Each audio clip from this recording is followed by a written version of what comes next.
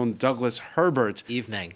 Top of the list, you could say, is Gibraltar. Yeah, Gibraltar. And, you know, Spain has really, it's a thorn in the side of the EU 27 right now, because really at the 11th hour, Spain is accused of sort of coming forth with its demands that Gibraltar, as an issue, the disputed territory, be treated completely separately from all of the other issues in the sort of EU-UK future relationship agreement. It is an outstanding issue. My hunch is that they will figure out a way to hammer out some sort of terms, at least to fudge it enough, as the British might say, to be able to make progress and to have the EU leaders sign off on the final deal at this Sunday summit. But Gibraltar, it is going to come down to the wire. As you said, fish, another big issue. Portugal, Denmark, some other countries, among the countries that are absolutely insisting that European fishermen, their trawlers, should continue to be granted access to British territorial waters if Britain wants to sell fish on the EU market.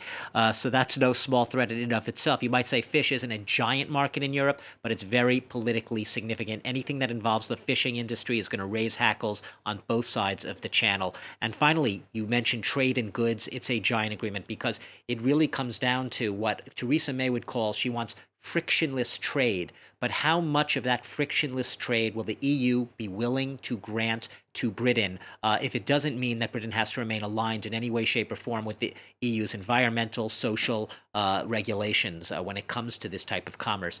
These are tough issues. They can be resolved, but my hunch once again is that they will be resolved through what we call the fudge. They will not have a finality to them, but rather wording that allows them to say, well, we can live with this for now. Let's move forward. All right, the famed Brussels fudge, Douglas Herbert.